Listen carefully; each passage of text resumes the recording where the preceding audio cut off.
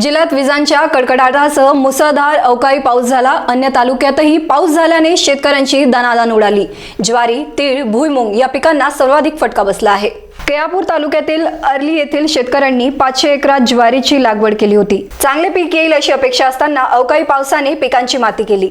मोठ्या प्रमाणात नुकसान होऊन देखील पंचनामे करण्यात आले नाही, त्यामुळे शेतकरी संताप व्यक्त करत आहे। शासनाने भरीव मदत करावी अशी मागणी करण्यात येत आहे। नमस्कार, मी वैभव कल्याणवार बोलतोय। अर्ली तालुका केळापूर।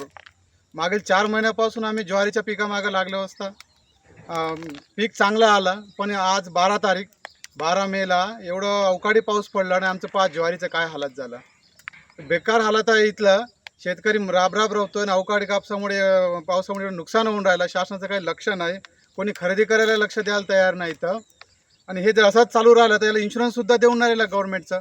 रब्बीसाठी घेतलं पण उन्हाळीसाठी काहीच नाही। इकडे एवढं उत्पादन काढू तेवढं उत्पादन काढू, काही कामाचं नाही आपल्याला।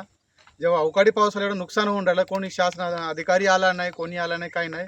पुरं नुकसान होऊन राहिलं शेतकऱ्याचं। आज आमच्या गावात 500 एकरचं ज्वारी पेरून असताना सुद्धा पुरं नुकसान झालेलं आहे आणि कोणी शासन दरबारी आला नाही, काही नाही, काही नाही। मग याला मदत काय करावं, काय करावं आम्हाला तर काही समजून नाही राहिलं। आम्हाला काही पर्याय नाही राहिला आमच्या समोर, शेतकऱ्यांसमोर।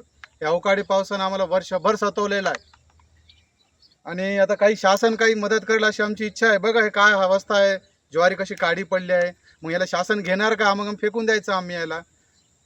तर शासनानं काहीतरी आमच्या शेतकऱ्यांचा विचार करून काहीतरी मदत करावी अशी आमची इच्छा आहे, आता प्रामाणिक इच्छा।